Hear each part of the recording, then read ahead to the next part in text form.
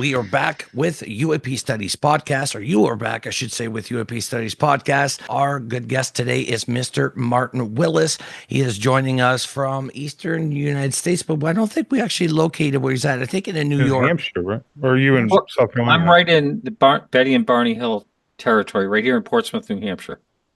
Dude, that's pretty badass. That's pretty cool. Like literally near that site. Well, Betty and Barney, no, not where their abduction happened, but Okay, where they gotcha. lived. Where they lived. As a matter of fact, Barney was my cousin's husband's mailman and used to sit and talk with him for hours. Not about UFOs. He would talk about the UFO, but mostly about other things. I don't know how he ever delivered any mail, but that's where I live. Yeah, I figure after his story went out that it would be virtually impossible to deliver, like to do your job, because everybody would, hey, dude, it happened to me once too in Nam, man. Well, Nam would be after the fact. I don't know how long actually he lived. He didn't live that. Yeah, he died fairly young. Yes. Yeah. Ulcers and all types of things probably caused from the stress of this whole. A bit of it. I guess he was in high stress most of the time anyway. It's interesting because you've been doing so. Podcast UFO is your main hub. This is what you do. You're on a YouTube channel. It's like a radio show. Sometimes we see your face, sometimes we don't. But it's a great program that you've interviewed pretty much like everybody we've interviewed plus. And it's amazing that you have done this for this long. As we were talking before we started, you started in 2011. And at the time, there wasn't much really going on the UAP scene or UFO scene. It wasn't really till 2017 that people sort of got a swift kick in the butt to get, something going, myself included.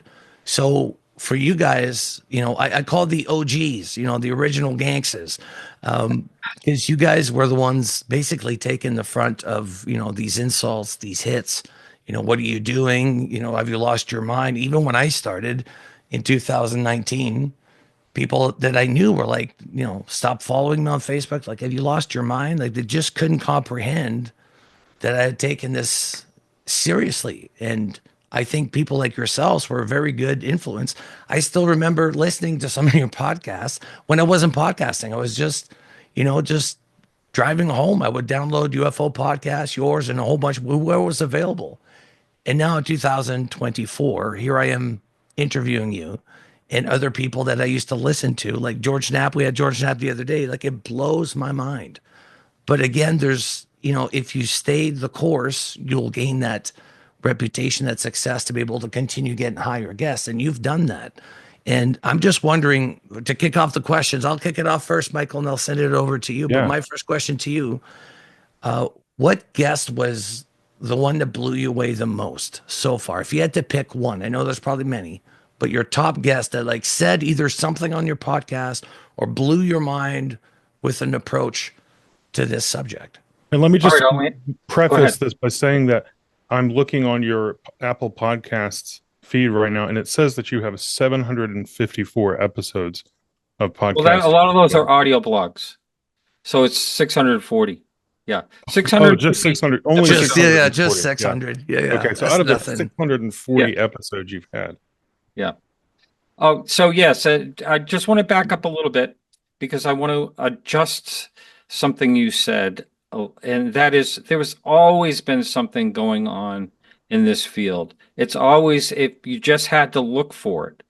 And that's what happened when I had my sighting, is I just said, what the heck was this? And I started to look into it and look for it. And there was a lot of activity. Now, I just had Lauren Coleman. He's an old icon from years ago.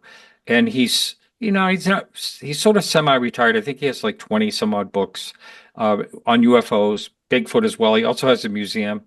And so I met him with Christopher O'Brien and I, who Christopher just passed away recently. He was a good friend. And he and I went to his museum, and Christopher met him for the first time. But he was on my show recently just as a tribute to Christopher O'Brien and saying, oh, yeah, back in the day in the 60s, there was this guy and a couple of names I heard of. And it was like, yes, he said, these were all the icons that were doing all the work. So it's always been it's been going on for a long time, and people have been really into it. And the people that are into it know the other people, and they're icons to them, like Stanton Friedman, and you hear names like that. And Stanton, I think, was on my show more than any other guest that I had. He was on many times. But anyway, so I just wanted to correct that and say that it's been going on, and there's been a lot of activity, but it's like a little sub miniature culture of it. The people that are really looking into this and taking it seriously, and looking into it deeply. It's just a small, small segment of society, still is, but it was much smaller prior to 2017. And that's when everyone kind of woke up and said, hey, there's something to this, obviously. Maybe I'll look into it. And then science, I used to always say and ask people like astrophysicists and scientists, why this is such an amazing mystery, and it would be one of the best things ever solved that in humankind, to know if there's life out there, if it's actually visiting us, whether it's intelligent life out there or not. And well, they said, well, you can't get funding for something where you can't show that there's an end game, where you can actually get to this end game. So you'll never get funding for something unless you have that end goal and it's achievable. And so then 2017 came along, and some scientists said, heck with it. I'm going to look into it, and have not even suffered in their careers, because all they have to do is fall back on the fact that the government doesn't know what these are, and they're looking into them. So to answer your question, I'm sorry, I just wanted to kind of clarify that part. Yeah, I would have to say the guest that kind of blew me away, and it was a really, really difficult guest, and that's Jonathan Wigand. Jonathan Wigand, he's been interviewed 2 times. He had an incident in 1997, and you're going to laugh when you hear the group that interviewed him at that time. Leslie Kane, Stephen Greer, and James Fox all interviewed. They were all involved in the same interviews. And I talked to James Fox about that in particular, and he said that was the most credible person he had ever spoke to. His name was Jonathan Wigand. He was a Marine. He was in Peru in 1997 in an operation called Operation Laser Strike, and that was to detect drug runners. It was 3 countries involved, and so they would. There was a downed. They thought it was either some type of friendly fire or something. It was something without a transponder. They didn't understand what it was that crashed. So he got sent into the jungle. There were 3 of them sent in. I mean, 3 Hummers sent in with a crew going out to try to find whatever it was that crashed. So he was running point with 2 sergeants. He was, and I don't know what they had for what they call comms and all that, but he was ahead. And there's a person who I've also spoke with, Michael Herrera, had a similar story. But Jonathan's, of course, was interviewed in 2001, and then my interview with him after. So they came up on this swath through the jungle. This is in the Amazon. So see this swath of trees that are all cut. He said it looks like they cut with a butter knife, all these trees. And then they came down over a hill, and there was this egg-shaped craft, and it was wedged in a rock. And the story, it just goes on and on. I don't want to get too carried away and take up too much time, but basically he went up to this craft. He said it was almost like a piece of art, almost like, handmade, or he said it was a really strange thing. And it was leaking the craft itself was changing colors, like colors of the rainbow. And there was liquid dripping out of it, and like in streams, and that was all changing the colors. He said like the chemical rainbow. Like when the suds and the suns, when you're washing on the surface of water. Yeah. So it kept changing colors like that, and he got some on his camouflage and some on his arm. It took the hair off his arm and destroyed his camouflage. Like a day or 2 later, it was all rotted there. But so there's a blue arm hanging out of this cockpit, and he is the reason why I call him my best guest. He was absolutely traumatized telling the story. When we went in, he was talk on the phone for 2 or 3 hours, no problem. I got the microphone on, I got the cameras on. He asked me to turn the lights off. He said, because he felt like he was being interrogated. And he was nervous, he was upset. You can't fake this guy being upset as he was. And he was a really hard interview to get things out of. But the story is just incredible. And what happened is these guys in black camo with American accents showed up and took over the scene. You shouldn't be here. What are you doing here? And they shackled him up, took him away in the helicopter, threatened him with his life, so they were going to kick him out of the elevator if he ever talked about this. And so he's really reluctant. It just goes on and on. Like he was living with his grandmother when he came back to the States, living with his grandmother, and his grandmother like calls him at work. And she's like really pissed off. And she said, "What did you do? What do you owe?" Now, his grandmother was like a mathematician, and she was someone kind of important working with the government, I believe it was. Or maybe I believe she worked for a university. Maybe a professor. I don't really remember. But anyway, she's like really angry. "What did you do?" These weird guys showed up in this old car and comes up to the door in a black suit. She's not saying men in black or anything. One guy stayed in the car and he was really weird and he kept repeating over and over again, "Jonathan Wigand, where's Jonathan Wigand? I want to see Jonathan Wigand." And she said, she finally told him to get the hell out of the driveway, and they left. And they had smashed into his car. He had a parked car. He rode with someone. And when they did, they left the bumper to the car. It was an old bumper. And he had the police trace the license plate, and it was a government issue. I mean, this is the strangest, wackiest stuff. But Martin, didn't he say that there was a Department of Energy insignia on some of these? Oh, so you did watch that one? I did. Yeah. No, Yeah. he said he has a feeling that it was Department of Energy.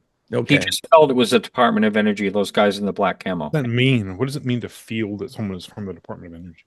No, he was assuming he didn't have any evidence that they were from the Department of Energy, but that's like given his understanding of the government or something. That's kind of like the scary.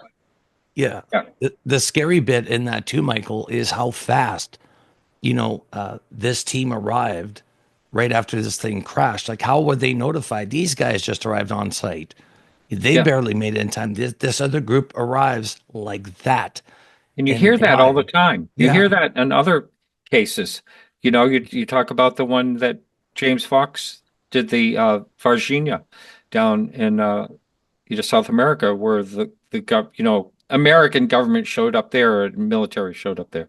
Bizarre stuff. And it just makes you wonder.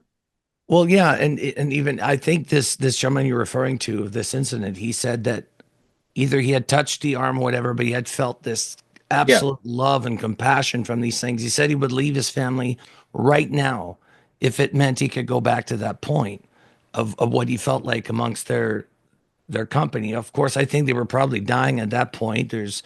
I'm not quite sure what that situation was, but you bring up a good point that not only the crash retrieval teams, but there's got to be like a hazmat or biohazard team that must also come in for cases like what you're describing, where there's something leaking from a craft that is alien. You can't leave that on the ground. Like, somebody's going to come along and get instant cancer. I'm not quite sure, but you can't leave that. So there's got to be these teams that are huge teams. It's not just the recovery of the crafts, but the bio teams that come in and just make sure everything is, you can never tell anything happened. And this was very deep in the jungle. Maybe no one would ever come across it, but maybe they would. And I remember mentioning to him, "Do you think they were there to extract the craft?" And he said his thought was most likely what was inside of them.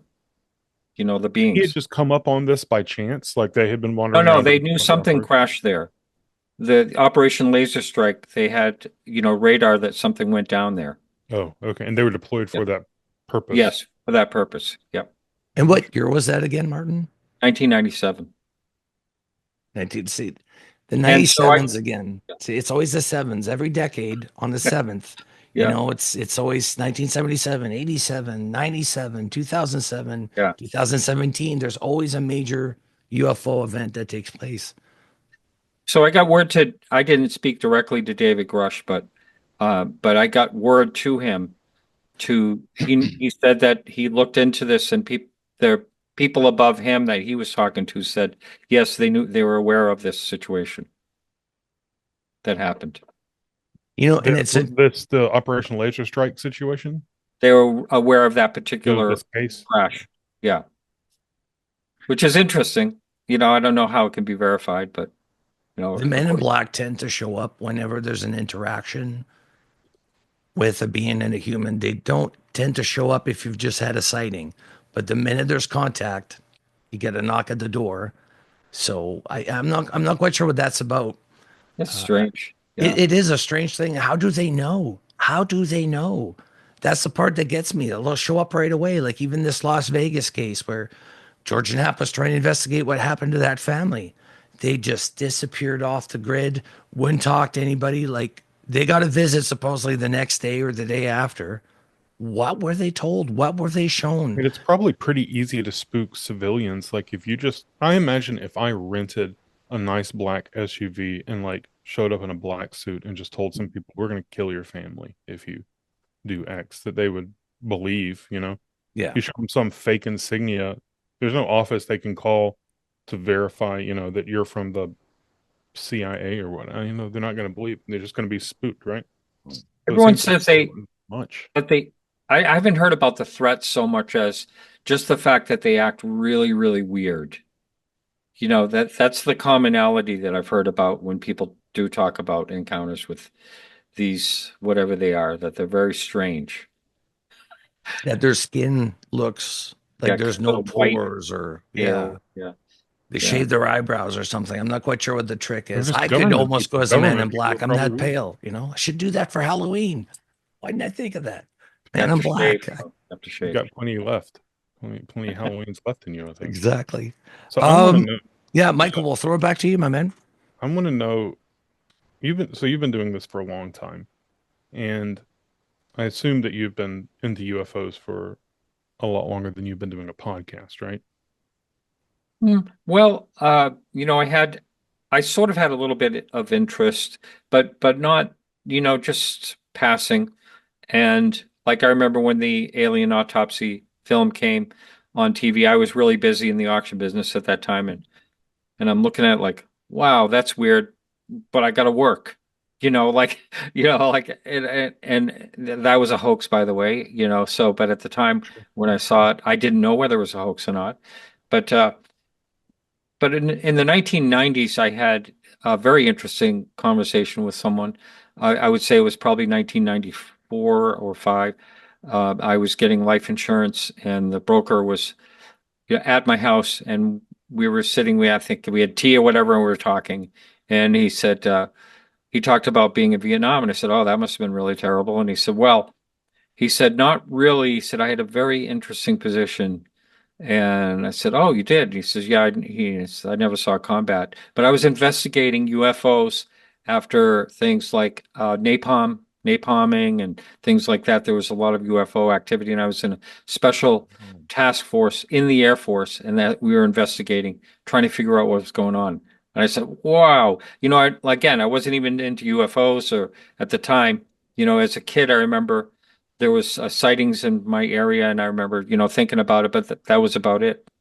So I started asking him all kinds of questions, and he said, yes, they're interested in our nukes as well. And I thought it was all fascinating. And then I said to him right before he left, I said, so what does the government think that they want from us?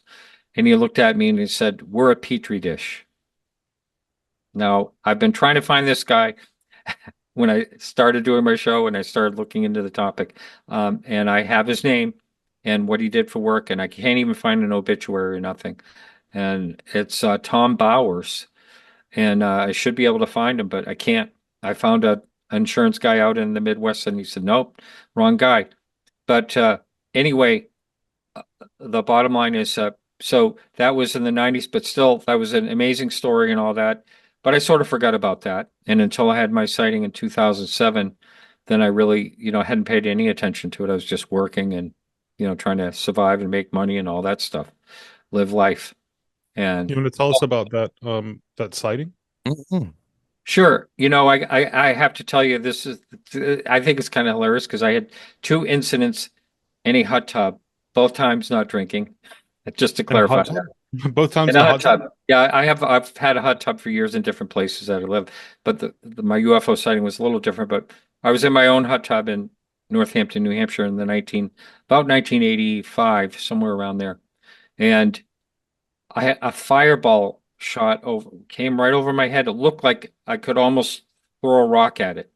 And it was coming across, and it was perfectly shaped like a round ball, had cracks in it with orange cracks like lava coming out and sparks coming off of it and rotating as it was moving. And I was with my ex at the time, and I yelled, "Look!" And I yelled the third time. She finally turned and saw it. But I mean, that was the most amazing experience that I ever had. One of the most amazing, I just couldn't believe that. It was astonishing. I've talked to people like Mark D'Antonio and other people that are, in astronomy and all that about that, and it was because it was just so perfectly round. It was weird. So my hot tub experience was I was in Carmel Valley, California. I was doing a lot of work out there in antiques, and uh, my neighbor had a ranch and they had a guest house, and they said, "Hey, while you're at the guest, go ahead and enjoy the guest house, and while you're there, there's a hot tub on the deck of the main house if you want to just go in that anytime you want." So I went to the hot tub, and I have good luck in a hot tub, I guess. So I went in and bubbles were off. It was just really nice hot water, and so I got in and I was just relaxing and just sitting back there. I think maybe I was listening to music. I can't remember. No, I wasn't. No, there is a reason I'm saying for sure I wasn't, because something caught my eye, and it was a perfectly shaped round disc about the size, I would say about the size of a quarter, sort of at arm's length. So I don't know how far, people have asked me before, how far up was it? I have no idea. But it had a blue glow around it, uh like a plasma glow, blue glow around it. Like a And- haze almost. yeah. Yeah. Yep. And it was like a cool, what they call a cool blue, kind of a little bit like this light, a little bit. So anyway, I if I had a camera, I wouldn't even thought to use it. I just was watching this thing mesmerized. And then all of a sudden it was moving slow, and all of a sudden it just stopped and just stayed right where it was. And then it started going off toward an angle. And the thing that freaked me out the most is I should be hearing something. There's nothing, no sound at all. And that freaked me out. And then the first time I heard someone else say there was no sound, I was like, really? So this happens to other people saying no sound also. So I got out of the hot tub and I ran in. There was a phone on the wall, and I dialed 911 and apologized. I said, "This is not an emergency, but I just want to know, is anyone else seeing this craft heading toward Monterey?" And the woman was very sarcastic to me, put me on hold, and I finally ended up hanging up, and that was it. I went into the auction hall. I was mentoring a person, and so I told her, I said, "Now don't tell anyone, but I had this, told her the UFO story." Not even 15 minutes later, people going, "Ooh, aliens, huh?" You know, she blabbed. So I felt shameful for talking about it. So I just kept it to myself. And for a number of years, I was doing other podcasts. I did early on, I did a podcast on antiques and art, and then I started doing one on comedy and was interviewing some pretty decent comedians, Adam Carolla and a few others. But then I had a comedian. I used to do a little bit of stand-up, so I had a comedian actually. He had a podcast as well, and he asked me during the podcast, "So it's the weirdest thing that ever happened to you?" And I said, "Well, I had a UFO come over," and he started teasing me. "Oh, was there probing involved? All that stuff." So anyway, afterwards, he was saying, he was doing like this is back in 2010 or no, mid 2011. That's when it was. And then he said, I did the keyword search UFO. That's really big. That's a big, that hits a lot of hits. That's way up there with a lot of them. So I thought, well, maybe I should do a podcast on UFOs, and that's how it all came about. Showed doing the show. Imagine 600 and how many episodes now? 40. Yeah. Crazy, right? I know this, At a time. Yeah, yeah. Well, the Chinese proverb, like a journey of 10,000 miles or something, starts with a single step. that's And right. it's true. Yeah. Like, when you first start, like, who's going to listen to this? You're putting Yeah. it out there almost on the cringe, like, oh my God, it's going to be so bad. And like we were talking before we hit record, just how embarrassing your first few episodes are. Yeah. And I'm like, oh, I can't believe that I asked these questions. And, but you evolve as this goes along. And for your podcast now, I mean, years you've been doing this and the amount of episodes that you've done, what do you think the evolution of your podcast was? Like, you've obviously evolved to what you're at now, but where was the big shift for you? What did you notice the real change, not only in your way that you presented the podcast, but maybe in the way that you delivered these interviews? Well, I think, the big thing was when I decided to go live. I was tired of editing. And and I Point. was busy. I've always been busy. And as a matter of fact, there's been so many times where I'll have a I would have a guest, and then I'd be driving into my house, and I have to start the live show in 15 minutes. Mm. And I've been driving all day and working all day, and then, oh yeah, who's this guest? What are we going to talk about? That type of thing. So, but I try not to do that. I try not to do that these days. But so the progress as far as the way I do things is, doing it live, which is a little tricky because, I've had, like, even the last two shows, computer crashed on these guests 2 weeks in a row. Mm. So you have to pick up the slack, figure out, luckily was able to take calls last night when that happened. But I think it's basically the same. I'd like to hear people talk about what they think it may be. I try to stay away from the people that say they know what it is, Right. you know, because I don't think anyone has really a clue. But there's some really fascinating, as you know, you've looked into it, fascinating theories on what these things may be. And I still, I jokingly say that I know less than I did when I started. But, I think that there's many possibilities, and it's what keeps me going. But can we talk about that? Can we talk about the landscape of theories? Because that's like something that I constantly am trying to keep track of and get better detail on. Like the extraterrestrial hypothesis, or ETH, is sort of the center piece of thinking about UAP, but it's not, to me, either the best or the most interesting theory. It's certainly not the only one. Like, what do you see as the landscape of viable theories? Yeah, yeah, extraterrestrial. I used to lean heavier toward that than I do today. The interdimensional thing is very interesting to me.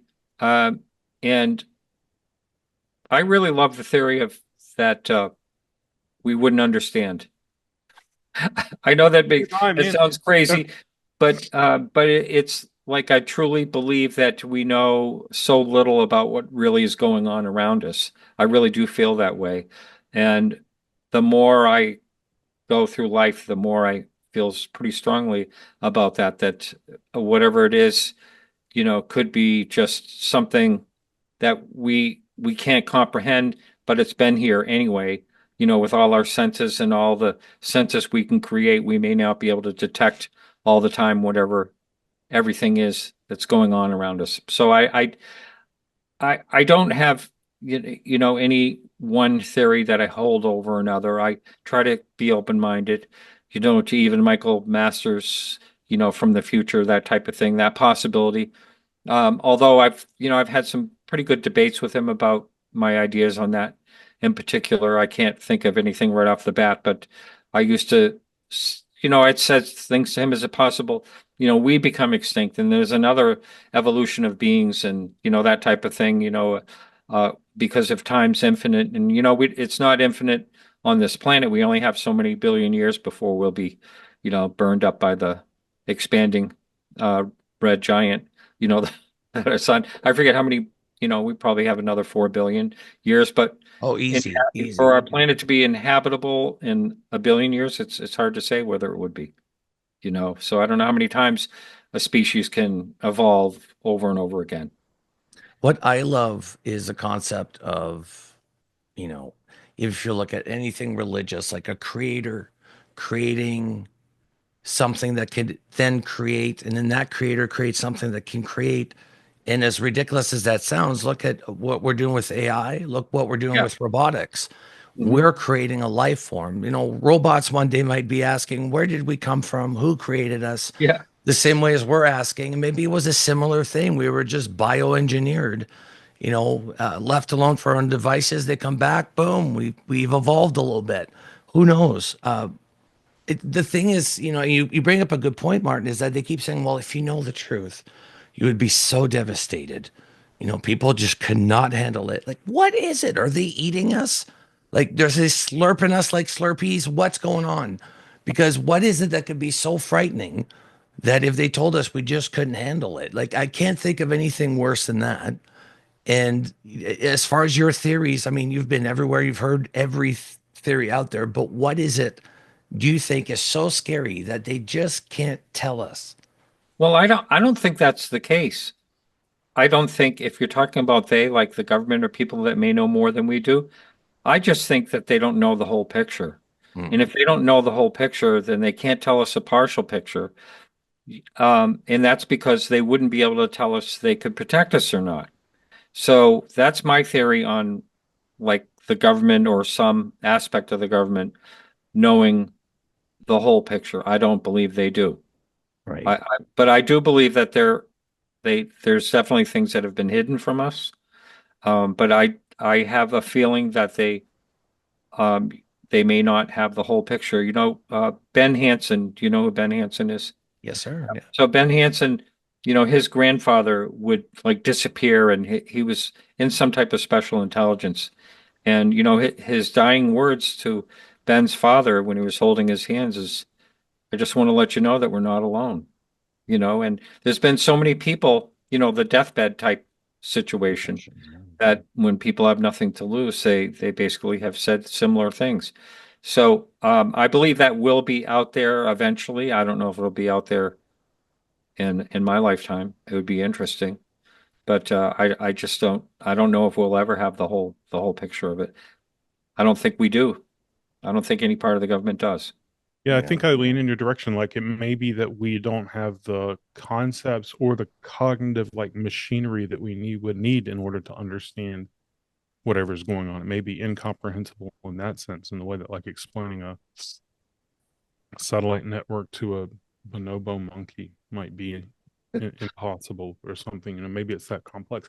But I do think I can. This is a thought experiment I've tried to play around with a lot. Is I think I can come up with scenarios that, if they were true, would be so awful that you wouldn't want to know if they were true. Like, Oh yeah, so it definitely. is at least Yeah. possible in my mind that somebody knows, and everybody who finds out is like, no, I'm not going to tell anybody because it would just be too awful. Yeah. But they're really complicated scenario. They involve like reincarnation and all sorts of weird stuff for me to get to a point where I'm like, okay, in that point, if the consequence of knowing was like you get reincarnated 100,000 times in some really shitty situations, a crab or something, before you can come back, then I wouldn't want to know. But I mean, that doesn't seem likely, but I can at least imagine it. You come back as a Kardashian. Oh um, no. no. Yeah. Michael, actually, do you have another question leading up to this? Yeah. What? So when you started, I'm sure you started reading the kind of standard canon of books that we all go to when we're getting into this. Maybe it's like Hynek or Belay or something. Like where does it go from there? Because in the last 5 years of being interested in this, I'm all over the place. I'm reading alchemy and like Indian mysticism, and it all seems connected in a way, but I'm not reading Bigfoot for some reason, which does seem like it has some connections for some people. So like, what are the weird routes of exploration that you've gone down as you've been on this trail? Well, I'm not. I used to have a book always reading a book.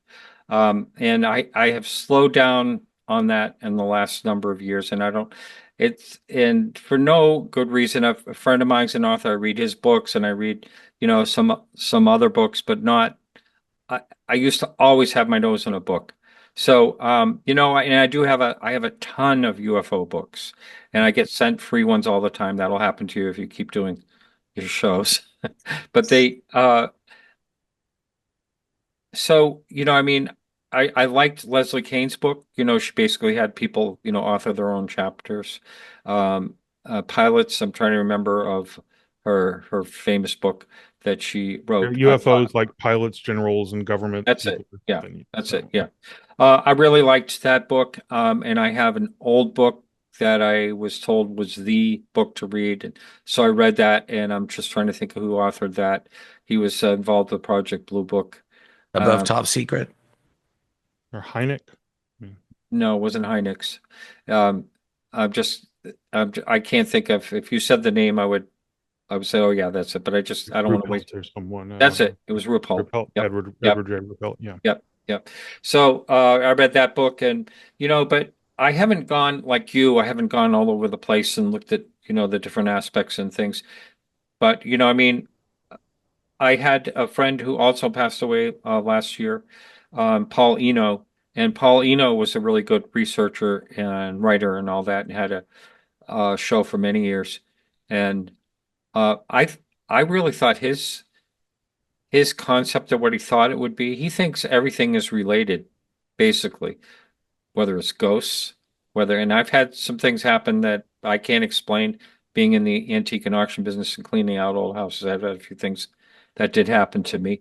But he thinks they're all related, and he thinks he thought it was all interdimensional, which Bigfoot, you name it, he thought it was all that, the one offshoot of all interdimensional. And there's other theories of like time fractures and things like that, and where there could be other type of beings. It's all fascinating to me, and it's endlessly fascinating. That's why I keep doing it, and I have no plans on stopping, really. So are you interested in those other things, ghosts and Bigfoot and witches and? Not really. But I had something happen to me that I'll never be able to explain. That was, please. Well, yeah, now you have to know. It's not really. Okay. It's not really. May not be exciting as something, but I will tell you, I would bet my son's life that this happened. That's how strongly I feel that this happened to me.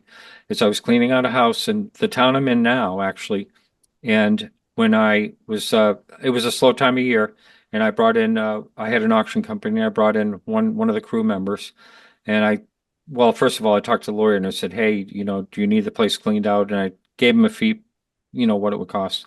He said, yeah, go do that. We're going to sell the property. So I was upstairs. First of all, it was a really nice day, no wind or anything, but it was a cold time of year. I'm going to say it was probably like, I don't know, say March or something like that. Sunny day, no wind. And I had all the doors open, and we were just, dragging things out, bringing things out. So I had Ron, who worked for me. He was working in the garage, and I said, okay, I'm inside. I'll be working upstairs. So I was up there, and I got finished sweeping the whole area, and I slid the front door was open. I slid the broom down the stairs, and I was cleaning out the closet, and I was bagging up coat hangers into this garbage bag. And when I opened the closet door that they had put in carpeting, and they never trimmed the bottom of the door. So you had to yank the door to get it open. It was really hard to open. So I yanked the door open. I'm throwing out coat hangers in this plastic bag, and all the windows were down, and they had storm windows. It's New England. All the windows were down. Storm windows were down. So I bagged up the bag, and I walked out to the hallway to set the bag down. And when I did, that that closet door went wham. It slammed, like bang, shook the house. So I went back in, and I'm looking and look at the windows. They're all down. And I said, oh my God. And I dragged the door just to make sure, and it dragged really hard, and I pushed it back. And then all of a sudden the front door slammed. And so I went running down the stairs, and when I did, the broom was leaning against the door. I was about 8 feet away from the front door, where I had slid the broom down the stairs like 10 minutes before, and it's leaning up against the door. So I went running outside, and at that time that Ron had taken off, he went to the local dump, and he came back, and I said, Ron, I'm not going back in the house anymore. It's haunted. And he was teasing me, going, ooh, as we were carrying stuff out. So we were about ready to leave, and he was taking off, and it was basically the garage was basically empty, and there was a basket. Now he worked part-time at a funeral parlor, and there was a basket in the middle of the floor of the garage, and it had a big wicker like handle, that a big loop. And he said, "Oh yeah, I see those all the time with flower arrangements at the funeral home. Yeah, like that." And he takes off. So I go over and I reach over to the basket to toss it in the back of my truck, because it was the last thing left, and it's stuck. So I'm pulling on it, and I keep pulling on it, and all of a sudden it breaks, and the bottom half stays on the floor. And I toss, and all of a sudden I go, "What? What the heck?" And I walked over to it, and I touched the bottom with my foot, and it slid. There was nothing at all on the floor, nothing holding it down. It was just, Didn't want to go. Yeah. Yep. And that happened. That really, really happened to me. And it's not dramatic, but it's still enough to say, what the heck was that? And there isn't, I finally told my son, at first I wasn't going to tell anyone ever that happened, because I thought, who would ever believe me that happened? And then eventually I felt more free to talk about it. And I told my son about it. And, his answer was, well, there is an answer. I don't know what the answer is, but there is an answer of how that happened. And there is. But Smart maybe kid. it is. No, I've been many times past that house, and I've always wanted to knock on the door and ask them, but I've always been afraid to, like, maybe I shouldn't do that. So, Something similar happened to my twin brother. Was a shadow figure, bottom of the stairs, and then my brother went in, and he was a painter in the house. And next thing you know, it turns around, and the shadow figure is right beside his ladder, and he just like nearly falls off, and he runs out of the house. He's like, "Screw this! I'm not finishing the job."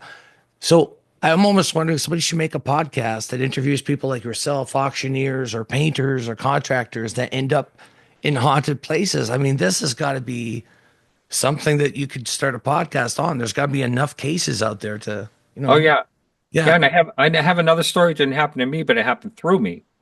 But I don't know if you want to waste time on that. Yeah, no. We love stories. All right, now it's become the Ghost Cod podcast. Exactly. Yeah. So, all right, this is really a freaky one to me. Okay, so I worked with this lovely woman in her 90s. She was just wonderful. Her name was Valerie, and she used to invite me over for a piece of pie, and I'd come over to her house, and she would discuss things she wanted to go to auction. I didn't know, she was running out of money, but she had an eye in the day in the 1940s when she was buying. She was, like I said, she was a real collector of really fine things. So I would take a look, and I saw this painting, and I knew it was a great painting of a ship painting, and it had 6 masts on it, and there was only one place that built those up in Maine, the 6-masted schooners. So I knew it was a rare painting, and so she goes, go ahead and take it. So I took it, and there was a receipt on the back that she bought it in an auction for $2 in the 40s. So like Value Village. yeah, so anyway, she would have me come over, and her housekeeper would give me pie, and I would sit and talk and take things to auction. So she would always tell me, she said, "See this beautiful desk," and she had a really beautiful Boston Federal period desk, 250 years old. And she said, "That is a family desk, and that's going to my son. It's going to keep going down the line," and all that. So I said, "Yeah, that is a beautiful desk. Yeah, I would love to have it at auction, but yeah, it's a beautiful desk." So, so I kept selling things for her. And then one day, I get a call from this guy, and this guy says, "I understand you've been selling stuff for my mother." And I said, "Yes." He goes, "I'd like for you to come to the house." And I was on vacation. Had rented a cottage on a lake, and he says, you got to come to the house now, and all this. So in the middle of that, I went there, and so we're going through the house, and I said, "Yeah, there's beautiful things here like that." And then I said, "In the desk, though, your mother always talked about it being passed down in the family. She wants you to get rid of it. Get rid of it." So he says, get rid of everything. I don't want to see anything. I said, but Wow. this is I tried to talk this family desk, she kept talking about it, really meant a lot that it was going, nope, get rid of it all. Get rid of it. So anyway, so he goes, anyone who sells real estate? I said, yeah, a friend of mine sells real estate. He said, yeah, get him over here. So anyway, so a friend of mine, Bill, comes over and they talk, and Bill has, says he has a client for the house and all that. So I take everything to auction. It does really well. It was one of my better auctions in a long time, at the time. And this was in the 80s. And then, so about 6 months later, Bill, my real estate friend, he says, what the hell's up with that house? And I said, what are you talking about? He said, I sold it to my friend who's a contractor, and he redid everything and put what was the miscellaneous left in the house, he put up in the attic. He says, so they'd be sleeping at night. And he said, all of a sudden they'd hear all this noise, and he'd get up and the whole attic was rearranged in room settings. And he says, and he'd take it all and he'd like store it, in one end of the attic, put blankets on it and everything, wake up again in the middle of the night with the noises, and it would be all rearranged again, over and over, till he moved out. Him and his wife said, that's it, we're moving out. They moved out of the house. And he said, did you know it was haunted? And I said, no. I said, I better know why. It's like the worst roommates you can possibly have. They don't pay rent. They rearrange your furniture. They throw things, slams doors. Actually, that sounds a lot like my 12-year-old. Now that I think of it, that's what they are, technically. But they also said, my friend said, if you had known that was haunted, you should have told me, and I would have put it in the clause. I said, what are you talking about?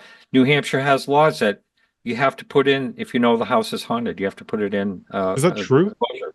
A disclosure. Yep. So like you should start a podcast interviewing like New England realtors. Oh, there's probably tons in Maine, Stephen King country. Happens in houses. Yeah, that's right. Yeah. That's cool. Yeah, that'd be like a side podcast, but I'm sure there's so many stories out there of contractors that have just had the weirdest things. Just you're always invited in somebody's home. Right. And everybody's home is a different energy. Like you ever go inside somebody's house, you're like, something's not. Like the hair on your arm stand up. Like there's a sixth sense that we have, right? Yeah.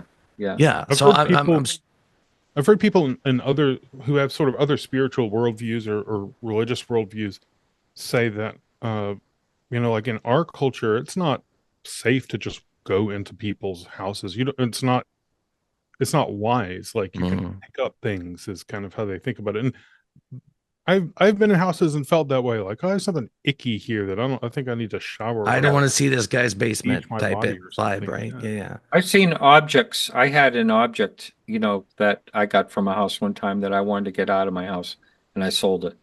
I have such an object I would love to talk to you about privately. Okay. Yeah.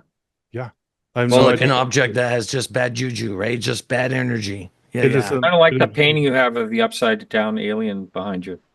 Well, that was the one that I did. That painting. Yeah. You did that. I did that. It's Travis Walton's experience when he woke up.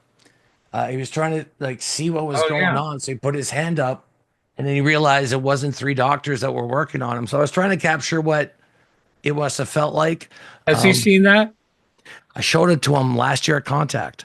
That's awesome. Yeah. So I was like, dude, I'll make you a print. Like, I would love for you to have it. I'm like, if you want to use it for your recounting your events, go ahead. But I always doodle. So for you, I had a little doodle, not my greatest, but I always doodle whenever we have a guest on. Well, you gave me a little hair, so that's good. Yeah, a little bit. That's what it's just. I always want to capture an essence of somebody, right? Artistic license, yes. Exactly. So you and I were in Washington, D.C. We got to attend the congressional hearings. Obviously, there's more hearings happening now. Now that there's a drone situation in your country that they can't figure out what the hell is happening, there's even more. And I think that's probably going to speed up the process. But I didn't get really much of a feel afterwards because we had a quick lunch together before you had to take off. I think your jet was taking off fairly soon. You and Randall Nickerson at the same time. And but what do you think that's doing for the general population and more news networks now picking up? What do you think that is creating now with the hearings being so public? Well, I was really optimistic about the first one, and I went to that one as well. I was the second to last to get in the room. Lito and I were the last two basically to get in the door in that one in particular. So I felt like that one had more momentum than this last one.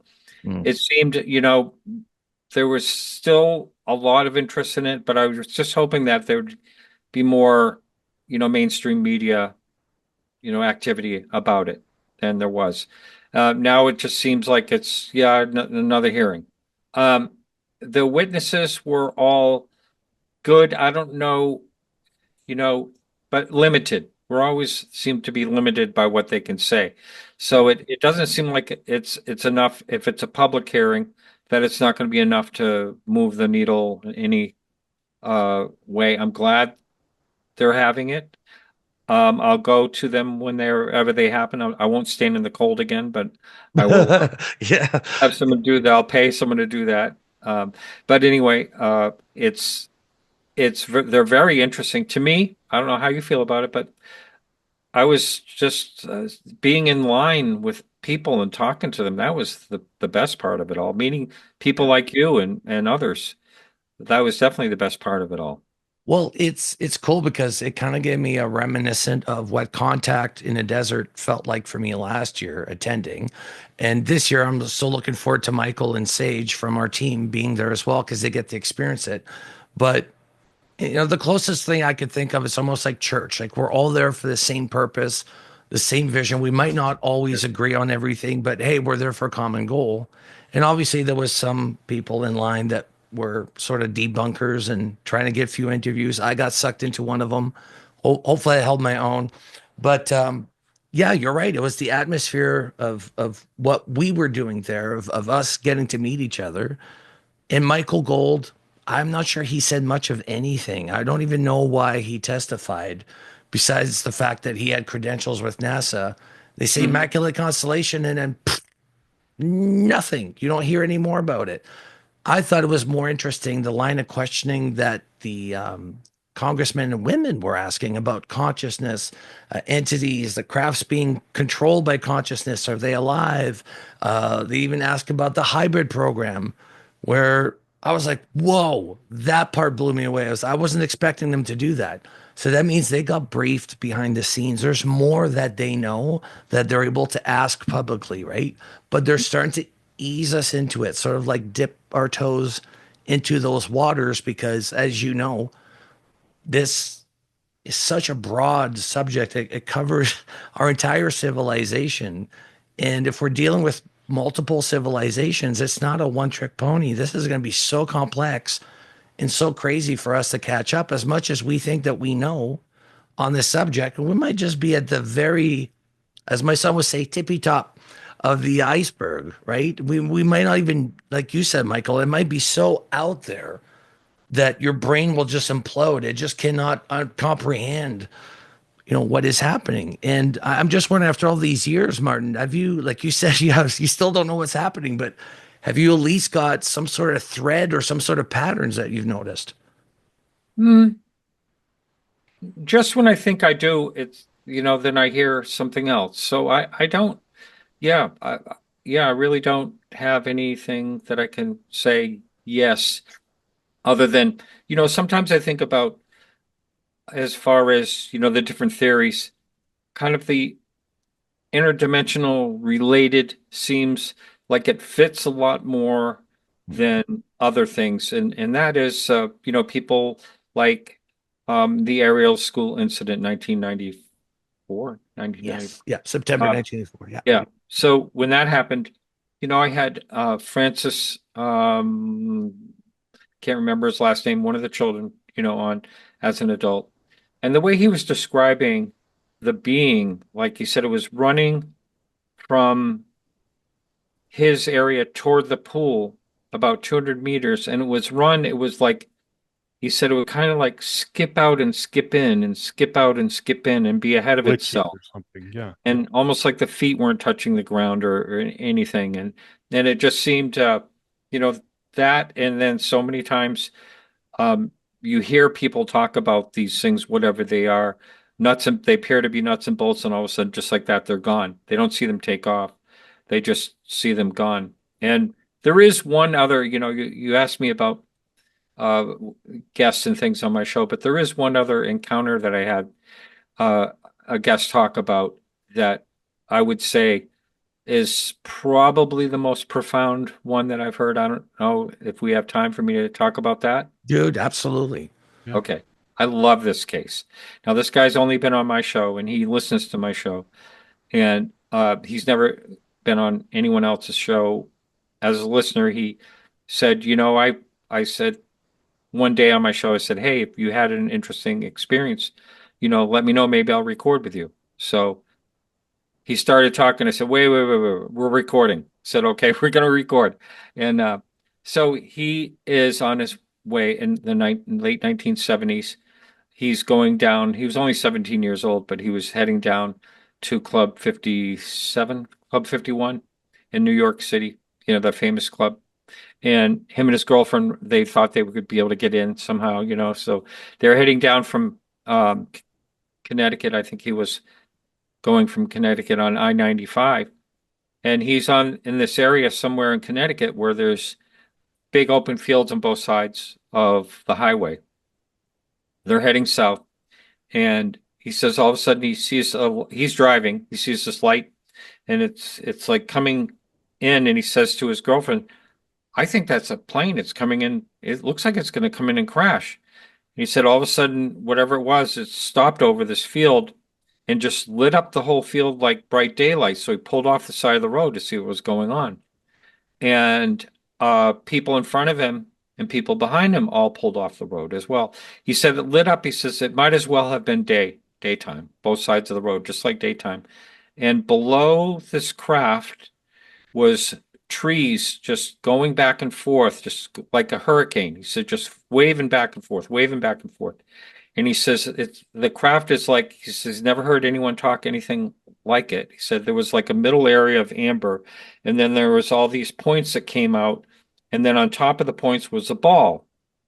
And it was a very strange looking thing. And he says, then all of a sudden, he says, without him even noticing any movement, he looked up and it was above him. And he said, this is the hard part for him to talk about. But he said, when he looked up, he saw like humanoid figures in an amber colored window looking down. And he says, and I've always thought this is the craziest thing about people talking about telepathy and all that. But he says, I got to tell you, he said, I heard in my head, don't worry, we're just observing. Don't worry about anything, we're just observing. And then he said that almost like it was never over him, it was sitting back over where it was.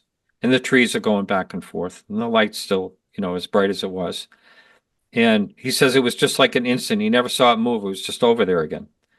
And then it started disappearing and heading off. And then he saw it go down to a little like gone, just gone. And so he said he just turned over to his girlfriend and said, it's okay. Let's go get ice cream. So he gets back on the highway. The cars in front of him, the cars behind him get back on the highway. They all pull off from the same first exit. They all go into the Howard Johnsons to get ice cream. They all had the same mind. They all have the same idea. I mean, that to me is the most craziest, unbelievable experience. And this guy is as credible as they come. So So he talked to someone, and then he said there was a guy just looking at his cup of water, waiting for his ice cream and sitting there. And he said it was an older guy at the time, he was 30, maybe, with bald and wearing a suit jacket. And he was just like holding his glass of water like this. And he said, you were one of them, right? And he says, yeah. He goes, did you see them? Did you see them looking down at us? I mean, what a bizarre, I love that story. That was just an incredible story, and a everyone mass sighting, right? It's like Yeah. there's multiple people that have seen that. Yeah. Michael, you were talking about like all the different things that you're into, minus the Bigfoot. I'm the same, as you know that. Bigfoot has I've been light on the Bigfoot myself. you know what? Yeah. The thing is, I know it's part of it. Michael knows it's part of it. we're both sort of reluctant to look into it. And the thing is because I need to find cases that the UFO and the Bigfoot were together. If I'm going to try to get that, can't, and I live right here by Harrison Hot Springs, which is one of the biggest Bigfoot hotspots in the world. I'm only 20 minutes away. Do I believe in Bigfoot? No, but do a ton of people near me do? Yes, they say they hear them and smell them and what Well, have there's you. a guy in your area, I want to say south of you, but in the Vancouver area that I actually had on my show that was talking about the tie between Bigfoot and UFOs. So there you And go. Missing link right there. So it's right. yeah, Oh, gotta find him. Gotta find and him. at the same time I was having him on the show, there was this irony. I was on a little puddle jumper airplane, and it was COVID time, and everyone had their masks on, and so I was chatting to the woman next to me, and so she, what do you do? And I said, well, I'm an art, art guy, and blah blah blah, and but I also do a show on UFOs. I don't know why I blurted out. Sometimes I do, sometimes I don't. So she goes, "Oh, my friend is up in, Washington, Eastern Washington, and Mm. deals with Bigfoot all the time. You got to talk to her." So I called her up live on the show and had her on at the same time. It was quite incredible. Her story was like really bizarre. They're up in the trees and everything else, and she Oh, feeds sure. them. And so, where are the pictures? This is what really gets me. Where are the pictures? Well, we have an agreement. I said, what do you mean you have an Hey, agreement? yeah. We I've have an heard that. agreement that I can't take pictures of them, or they won't show up anymore. So I Only go, fans for uh, Bigfoot.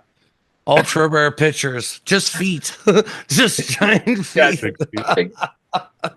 So I don't know what to think about that. But Yeah. Do you know? And here's the thing about the Pacific Northwest. We have the Cascade Mountains, which British yeah. Columbia and Washington State share.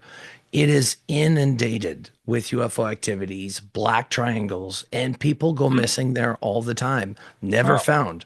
So, we theorize, okay, it could either be a shoot on site, like if it's a government program, no witnesses, even if it was your mom, you shoot. It doesn't matter, right? Or it's related to that case. The scary bit is I was talking about Harrison Hot Springs, which is only 20 minutes away. In missing 911 or 411, the UFO connection, the first story is about a gentleman that was at Harrison Hot Springs with his four dogs Hmm. or three dogs. He went missing. And the next day, when the search and rescue was there, a big SWAT team of RCMP show up, fully Oh, dressed in like military gear with AR-15s, and they go into the woods. Hours later, they shut off the investigation and said, "No, we found his backpack. You're good. Go home." And the search and rescue guys are like, "What the hell? I've never seen RCMP intervene in one of That's those. And why weird. would they show up with AR-15s?" That is Um, weird. Yeah. this yeah. the, And they said this that they were like on a training exercise or some weird kind of some BS along unlikely. those lines. Yeah. But that's a scary bit. It's like, okay, well, is it Bigfoot is real? They're hunting a creature that's eating humans, or how often does this take place? And we start noticing like people shouldn't be missing out of thin air. When somebody's only 4 feet behind you and they just ask you if you wanted a sandwich and you turn around and they're gone and you Yeah. never see them for the rest of your life, that's not normal. Yeah. Nobody dies that way. Like, did you hear what happened to Michael? No, he just disappeared. Vanished. Nobody ever found him. So we had a funeral. Like, nobody does that. And to me, Totally. that seems crazy because that goes along with UFO sightings, cryptids. But the fact that lives are affected, and this is it. Look at the people missing. Where are Hmm. they missing? Why are they missing? When there's groups of people that just disappear, that doesn't make sense, Hmm. right? A plane disappears full of people. That doesn't make sense. We should be able to find these. So I'm very interested in that. Before we go, I just wondering, Martin, do we have time for two more questions? And one for me, one Sure. for Michael. Yeah. Okay.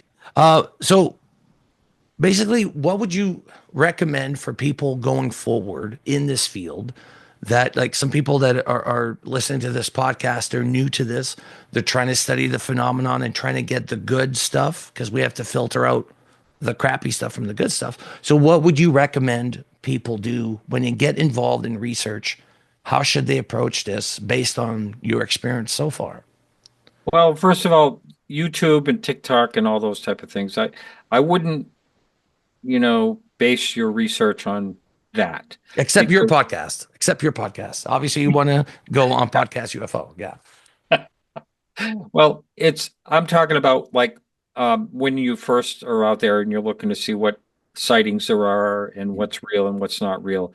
There are certain, channels that pump out things, just to get hits and things like that, to earn money. And there's like three different channels out there that are putting out a lot of crap, a lot of digital stuff and trying to call it real and stuff like that. So you really have to watch. Uh, I'm more apt to say where you have to be cautioned to keep away from, and that type of thing. I would say you have to be careful on what you're absorbing that way. So I think it's interesting to, what I find is really if you're really into this, like you mentioned, going to Contact in the Desert, you go to places like that where there's an event, a live event, and you start, talking to other people and hearing their experiences and things like that. I think that's a really good way to get involved. And but there's only a handful of people that are out there that are, the grifters. There's a lot more people that are really interested in the topic and trying to find out what it is. So I would just say choose, carefully. And of course, I'm not going to drop any names you know, uh, uh, of people that I think you should stay away from. Is just I've gotten in a little bit of trouble doing that before. But I mean, I get in trouble all the time because I say that Bob Lazar is not factual. It's not Oh factual. shit! Two out of Because three. We're divided on this show because I am a Bob Lazar skeptic. I mean, more than a skeptic. He's full of You shit. well, notice that I've done issue a that lot always pops up, Michael? But I've done a Jason, lot of yeah, lot of research on Bob Lazar, and and I have a blog, Muddying the Waters. It's on my podcast site. I challenge anyone to read all the way through it and think that the Bob Lazar is the real thing. I So, challenged Jason Guillemette to read. Read a challenge accepted. Challenge I know, accepted. and I've had discussions with George Knapp, and George Knapp and I are on the outs now. George stood me up. He was going to be, I was going to interview him, and waited over an hour for me. Never showed up, and but anyway, and it has nothing to do with George Knapp, but I have challenged George Knapp and actually put that in that blog, a copy of a screenshot of discussion I had with him about Bob Lazar. But anyway, so I just there's a lot of disinformation, there's a lot of misinformation, and it's awful hard to understand which way to go when you're new at this. So I'm just trying to be careful in what I'm saying here. It's hard to, when you're starting out, you can just go down the wrong path. And I've helped a few people stay on the right track that are kind of in the news and have been, for many years. Um, help them along because they were going down the wrong path on a couple of things. So, and one of them has been in a lot of shows on TV and stuff. So I was really glad I was able to help him. You're mentoring, right?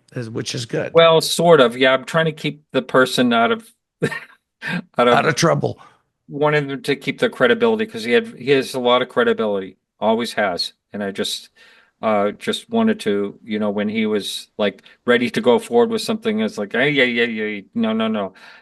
Credibility is everything. And It Michael and is. I talk about this all the time, how one mistake, everything that you've done, you could have done 99 things right. You do one mistake, it's all done. It's all undone. I was really upset at Lou Elizondo showing that reflection on the glass, thinking that was something real. That was a little bit sloppy. I don't think he did it purposely. But when I first saw that, I said, he's done. He's done. Yeah. That's it. He's done. And but I if I'm going to take his side of it and look at his side of it, if he's telling the truth and he was given it to someone from intelligence, maybe they were trying to screw him up and trying to make him, look I like he don't was. doubt it. I Yeah. don't doubt it. Yeah, they're still But playing the game, right? it is weird though that this sort of discourse is so persnickety about any mistakes. I mean, science isn't that way. You can like make mistakes in experiments. You can retract a paper. It's You like can get Mean Girls. information It's like wrong. Mean Girls. Well, our Yeah. whole society is going in that direction. I think a lot of it has to do with I don't want to get too far off topic, but I think a lot of, social media and everyone has their own platform. They can say all these nasty things. So it's everything is divided. You can say Does it one really thing stick? about Does all this, does all and the it's like, criticism stick really? Like if you make one mistake, Lou Elizondo made a mistake. He posted a bad picture and it turned out to be a reflection or whatever. And everybody's going to jump on and say, "Oh, he's full of shit. He doesn't know." But like, does that really stick, or is that just a momentary, like, spasm of the critics that's going to go away, and then we still have to say, like, well, he wrote a whole book. He had a whole career of investigating this stuff that we And can't why no about. grace, right? Why no grace? yeah. Like we'll give grace to anybody else in any other field, but this one, Oh, and I mentioned that. I Yeah. definitely give him a pass on it. I mean, Leslie Kane was going to put a picture that was reflections in one of her articles in the New York Times. They said, "Whoa, whoa, whoa! That was in a naval base in the 1952 in Massachusetts, and that is reflections on the window from overhead lights. That is not UFOs in formation." So kick that picture out. I mean, one little mistake like that, and you will have, people jumping all over, like Stephen Greenstreet and Mick West and all those, especially Greenstreet. He can be pretty vile. It's funny how they've made a living, and they must be making some money off of this, out of being the naysayers or the skeptics. There's always those around, though. There's Philip Glass from years, and then other people from before as well. There's always that side of it. Yeah. I think of them as like Mick West in particular. I have a kind of strange affinity for Mick West because what they're doing is they're not just naysayers. They're trying to protect a certain view of reality that's being challenged by this. And they're sort of like the antibodies of well, I like a lot of what Mick West has done. I've had him on my show like 3 times. But I will tell you one thing, because he has figured out, like, for instance, Chile, the government was all involved in this UFO, saying it was real and blah, blah, blah. And he's saying, oh, no, that was a commercial jetliner 50 miles away. And you know what? He was right. He was right. But he's tried to put that on other things, too, that did not stick. But that particular one, he was correct. And so I broke the news to Leslie Kane. She was involved in that one. And I said, he's totally right about this. And that's what we should expect. We should expect some of the weird that we find to be like, oh, we need people to do that because there is enough real stuff out there. But the thing about Mick West, I had him on my show, and I had Kevin Day on my show, and we were talking about the Tic Tac and the whole incident. And I got Mick West to say, no, I guess I understand. I guess you're absolutely right. I guess I really did get this one wrong. And then a week later, he was on the news saying blah, blah, blah. Like he never had that conversation with me. Or something. Yeah. So it's almost like you got to adhere, like you can't change your mind. Like if anything was to come up, like, oh, if you change your mind, your opinion, that's it. You're all undone.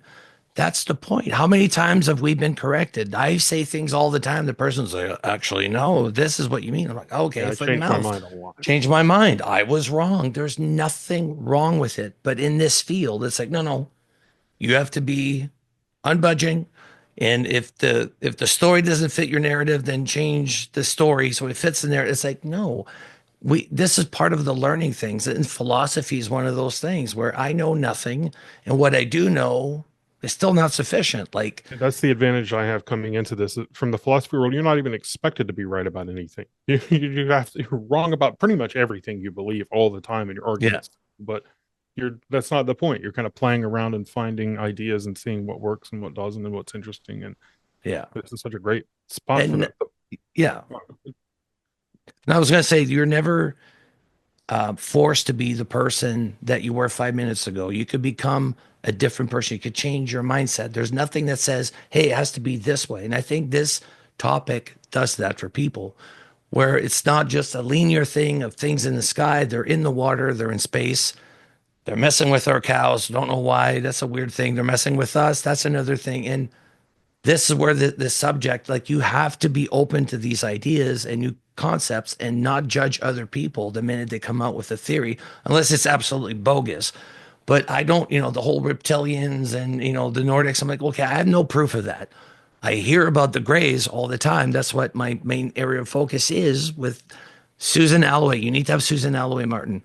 If you haven't had her on, you need to have her. I'll connect you because she's amazing. Do. Yeah. But that's the thing. It's to have this platform. And Martin, you do this so well. And you're so happy that I got to meet you in person because, being in Canada, I don't go. Well, actually, this year is the most I've ever been to the States. But even attending these Contact in the Desert, just to get to hang out with you guys, have a beer or a coffee. I mean, it's just fun. And I highly encourage everybody. Of course, Michael and I will be there this upcoming year in May as well. We're going to try to do a live podcast there. And Martin, if you're there, hit us up. We'll probably put you on the panel of the podcast if you're there. That'd be awesome. I might be. I'll be talking to Ron about that. Yeah, I mean, dude. Yeah, let's connect while we're there. That'd be awesome. Guys, thank you so much for joining us. Martin, please tell our audience where they could find you and anything that's coming up you want to promote. Okay. Well, I have Ryan Graves in studio next week. That'll be great. He'll be right in my house. And that's Tuesday, this upcoming Tuesday. My show's every Tuesday evening at 8 p.m., 7 p.m. Eastern. And I almost said 8 p.m., but 7 p.m. Eastern. And it's usually an hour to an hour and a half long, something like that. I'm on anywhere you can find a podcast. You should be able to find it. Podcast UFO, my website. And I'm also Podcast UFO live shows on YouTube. And I still enjoy doing what I'm doing after 640 shows. Isn't that nuts?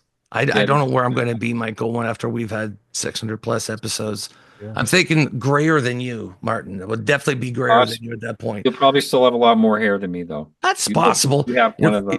Yeah. My two brothers, it's funny. They're quite bald, and I'm the only one with like a head of hair.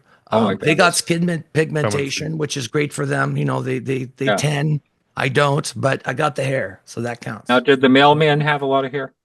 I think so. I think I'd look nothing like my brother. I've questioned my mother on this many times, but that's a subject for another podcast. Guys, thank you so much. Michael, thank you. And of course, Martin, it was a pleasure, my man. I look forward to hanging out with you and talking to you more.